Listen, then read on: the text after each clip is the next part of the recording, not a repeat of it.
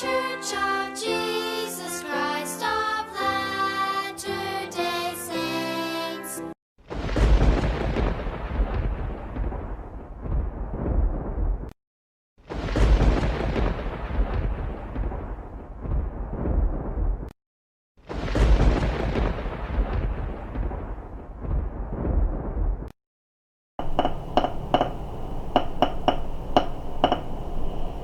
Alright, fine. I'll do one more video.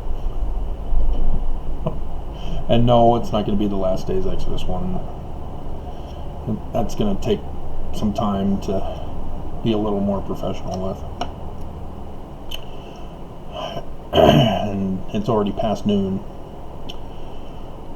So I'll just continue my vacation as minimal effort is being put into my days lately, for the last 3 days at least.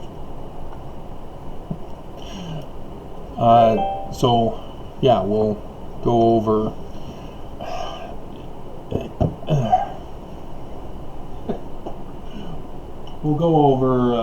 becoming fanatical as a result of being Mormon.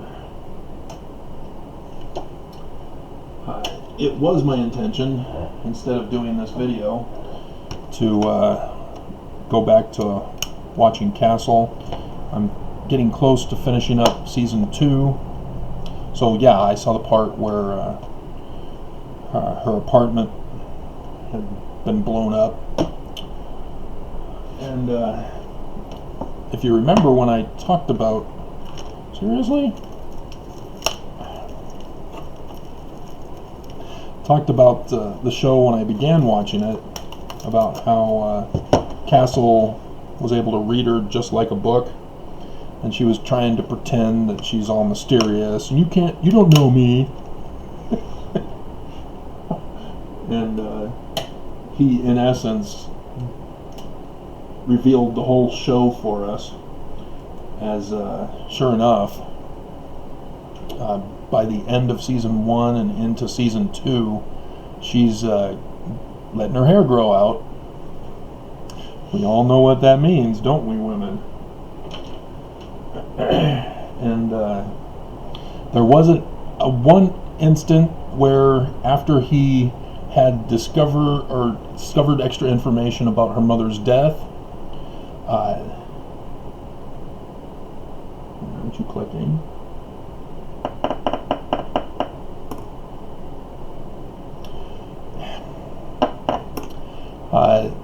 You notice how her hair goes flat rather than full and starting to curl.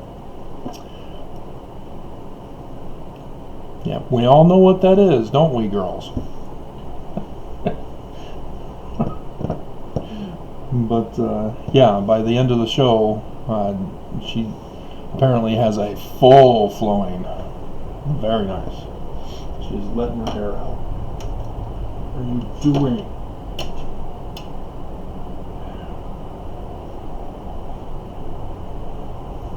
Some technical difficulties with another program, which, if I had just waited for just a few more seconds, kept listening to Dance With Me, Come and Dance With Me for just a little bit longer, could have had all this dealt with. But he had also identified that she became a cop because of some trauma previous in her life that she wanted to solve by thus being a cop. There we go.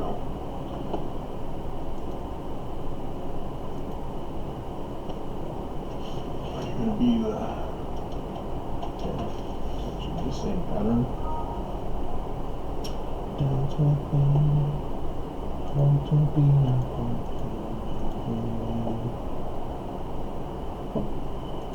Hold on just a second. Change the season.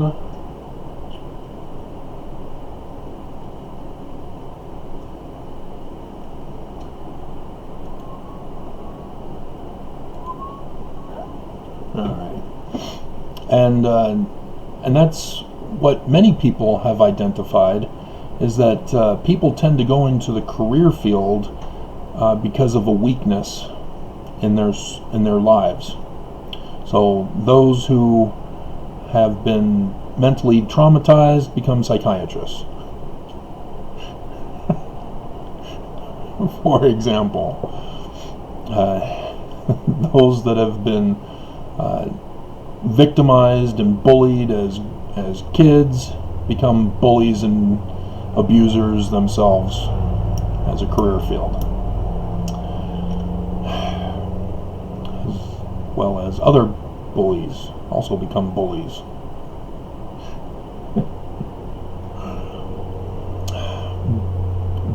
But this is where the fanaticism comes in, for Mormons especially, is when the trauma is sufficiently earth-altering, people tend to go in a completely different thought process in their lives. Case in point, young Sheldon, which didn't have an episode last night because of Thanksgiving, which is kind of a bummer, but the mom is awesome. She's an alt-right Christian, but you can tell that she has a soft heart, especially for her son Sheldon. But you can see the wit.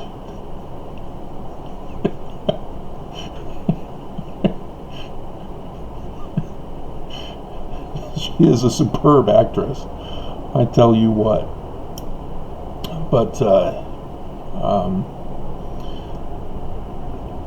it has come out in the show that she turned to Jesus because she had the twins, or no, the firstborn, in the heat of the moment, in the heat of passion, as she, not too long ago, I hope I'm not spoiling the show for anybody, found out that her oldest is her secret crush, the Roadhouse guy. He since died of cancer or some tragic problem. Patrick Swayze. And so yeah, she yeah. And so it was funny when she realized that connection.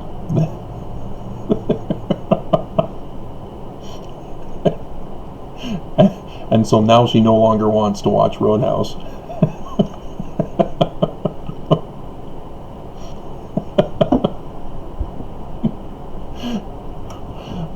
But you see it also with the initial girlfriend of the firstborn in the first season, as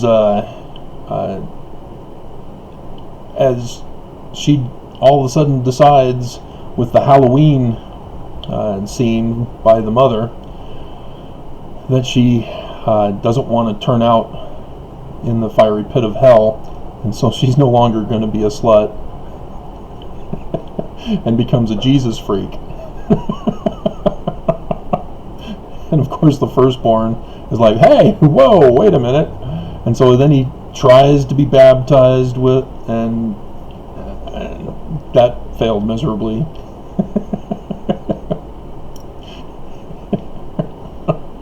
Because he was doing it for her.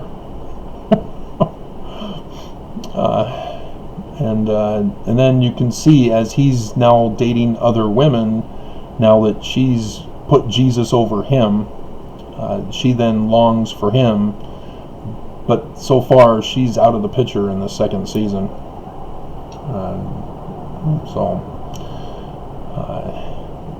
Yeah, very, very interesting how they are aware of the patterns of human behavior, of turning fanatical with a life-altering event. And I've seen that with not only my own mother, but many Mormon women with a vast lifespan of mine, as it all seems like a dream, as Jacob says. Life passes like a dream. And I remember Maudie. I'm outing you, Maudie. Your secret's no longer safe. I'm betraying your trust. I'm revealing it to the world. And my two viewers, one is woman, one is man, as the analytics showed.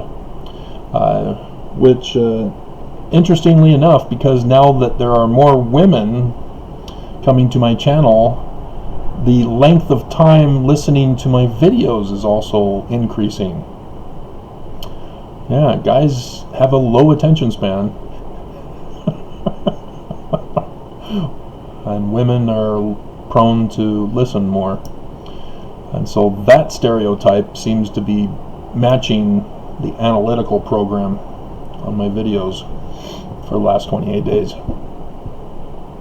But I worked with Maudie back at the distribution center in the warehouse, 17th and 17th, and we were in the order processing, and at one point in time we were assigned to work together in the picture frame area, fulfilling the orders for picture frames, wrapping them in bubble wrap and boxing them and putting them on the conveyor to be shipped off, which was different because we couldn't just put them on the conveyor. We had to wheel them over. So yeah, we had plenty of time to spend the day talking with each other. And she would tell about how she went to a dance club over the weekend and was deeply offended that the guys at the dance club were bumping and grinding.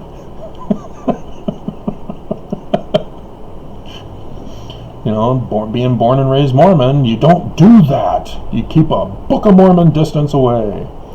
And so here's little innocent Maudie, as I'm trying not to laugh, explaining her disgust for guys who just wanted to bump and grind. I don't even think she used bump and grind. I think she said grinding up against me. I don't think she understood that that was the new phase that was going on, the bumping and grinding. But yeah, she was traumatized. And despite her prudishness with the personal experience, she would also tell, and this is where I'm outing her, about what she would do as a married woman. And here I am, divorced, who was abused in his first marriage, and she's talking about what she wants to do with her husband, to her husband. And so, yeah, that, you'd think normally that would be you'd call her a tease, but I don't think it clicked in her head that that's what she was doing. She was just talking about what she would do with some other guy. and baking cookies and being at the door naked when her husband comes home from work. I mean, she already had the mindset of being a stay-at-home mom, and that the husband was going to take care of her so that she could stay at home. But that inner exhibitionist came out in her conversation, as another such woman also talked about being an exhibitionist, but only to the point of lingerie, not nudity.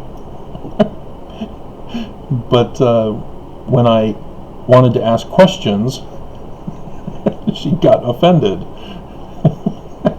Whereas with Maudie, I held my tongue.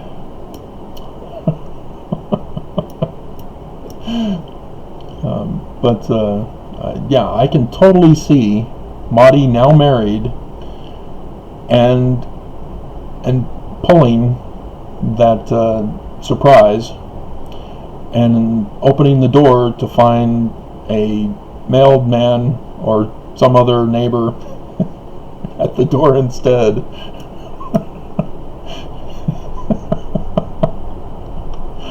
She was so cute. But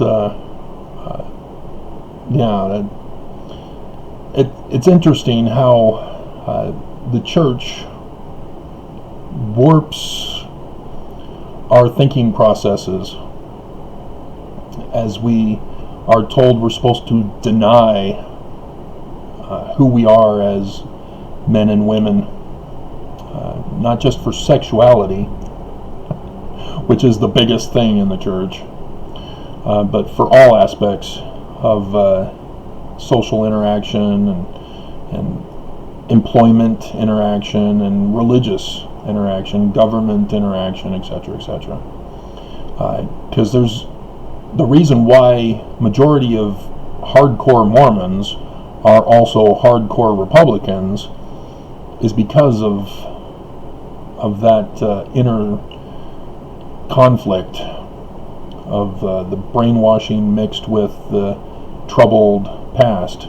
And as the church sets Mormons up for failure with the abstinency program and denial of reality, it results in a lot of errors in judgment, as well as errors in action, as Mormons don't like the consequences, and because of the brainwashing, they see themselves as having made a mistake somehow. With the coronavirus, for example, I've been warning you guys from the beginning that this would happen, and it happened, and now I'm saying it happened, and it's still frustrating to get it across to people that they're being abused by the government and by Nelson. And it's the concept that the church, pulls the Mars Attacks stunt of stop, don't run, we're your friends. Zap. If you've seen the movie. And the church and Herbert are pulling that exact same thing. They're getting up at the pulpits and deceiving, just outright lying to us. Because Herbert had everything set up and prepared. And then when it came time, and yes, it was after my lawsuit was finally filed through the waiver of summons,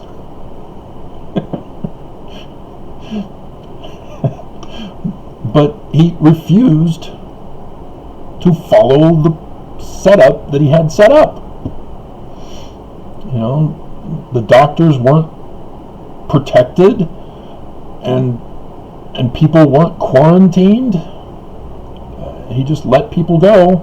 We still have over 50,000 who are just wandering the streets spreading the virus, who have tested positive, who are not dead, who are not recovered, and we still hear every now and then people who have recovered are getting it again. And so this is bad news with a virus or vaccine coming out, because it's too early to tell if the vaccine will last indefinitely or if it will wear out and need another injection. And wouldn't that be nice to have to live the rest of our lives constantly getting injections every year? The company's going to love it with all the money they're going to rake in over this. But you have the church. Mormons are not making the connection that the trauma that they're going through under this virus, the upheaval to their lives, is caused by him. He's the man in the position of the office of Moses. Section 124. And he's supposed to be a translator, but no. There's a reason why he doesn't claim translator. That's October conference revealed very blatantly. But all he had to do was consult the Bible and say, what did Moses do during his viral outbreak? Oh, he shut the church down, had everybody stay home, and thus would have had the storehouses that Joseph had set up in order to take care of everybody. And we know, the medical professionals know, the government knows, everybody knows if they've seen a movie about an outbreak. We know what to do. And nobody's wanting to do it. And we get deniers saying, oh, the government's not telling us the truth, so I'm going to go my own way. And yeah, okay, so instead of being the one to protect yourself, you want to go out and defy it. Okay. I mean, you had those survivalists, for example, who have been preparing militarily to the extreme, fanatical, because they don't trust the government. And now we have a situation where I'm sure they're locked up in their bunkers. And who knows how long they're going to stay there. But at least they did the right thing, if they did the right thing. I have no indication of anybody actually doing that. Instead, I'm seeing people who are survivalists are out with their murder guns. They're not hunting guns. They're AR-15s and all other types of murder weapons to storm the streets with the cops to beat up blacks and supporters of black lives. And so this is frustrating to see Mormons as the comedy shows, late night shows, show clips of the thinking process of Mormons here in Utah. If you remember those when they came out. I mean, it's one thing to say, I believe this is a hoax, and so I'm not going to wear a mask. Or this is just like the flu, I'm not going to wear a mask.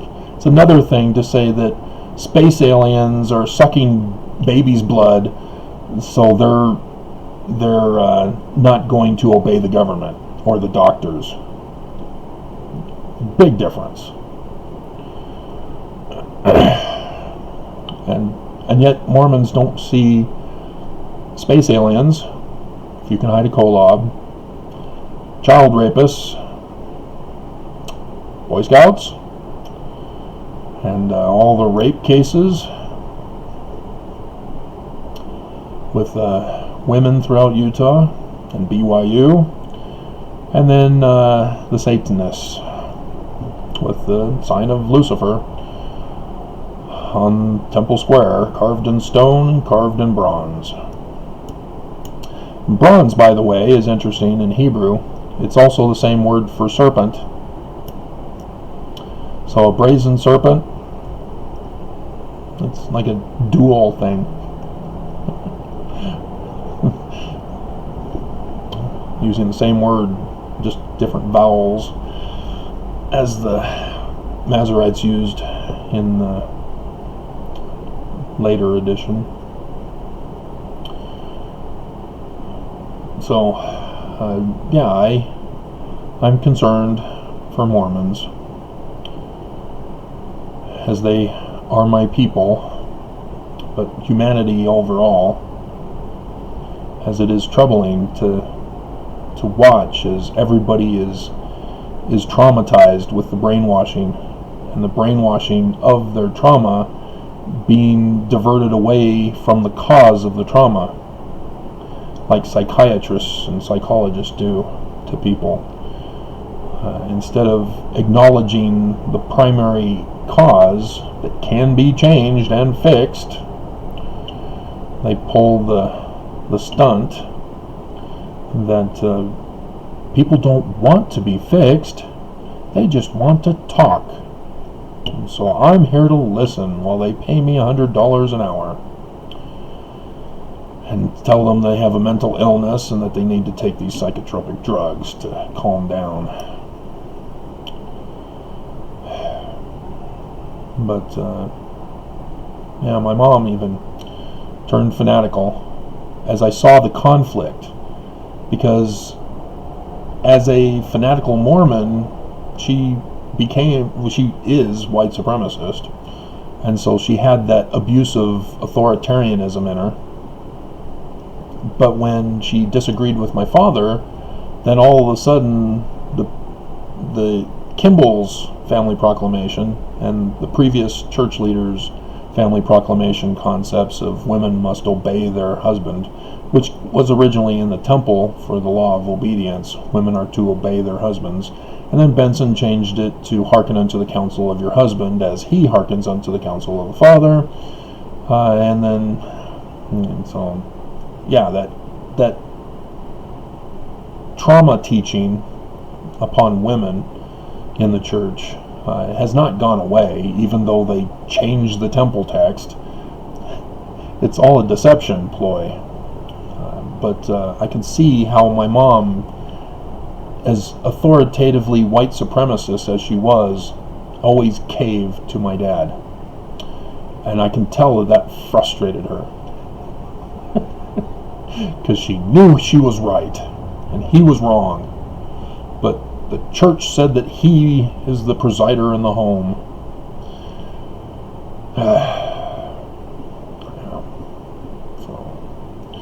Alrighty. I'm gonna get to watching Castle now and spend the rest of my day in vacation. Unless Amanda has further to say. I'm kind of wondering, because the clip I gave her in the last comment could be interpreted multiple ways. I just wanted the "you'll be okay" quote. Was all I wanted from that. But I can tell that that trauma in her life from Mormonism is also coming through as she keeps apologizing. You don't need to apologize. Watch NCIS. Gibbs always tells everybody, don't apologize. So yes, I will again praise Amanda for actually pursuing truth, searching for the truth of Mormonism and the bigger picture, because as indicated, guys are not sticking around for my video to the end for the most part, because they think they know it all, and women are only listening because men are dead. Not dead yet. You have to click on those descriptive links.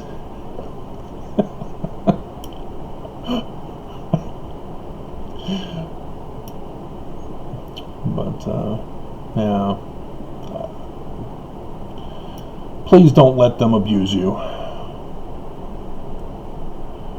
Know that they're responsible. Herbert and Nelson. Don't be fooled because they're in a position of authority. Don't just assume that because you were born and raised Utah or Mormon, that therefore you are privileged and have the right of the right. Because that's what they're using against you,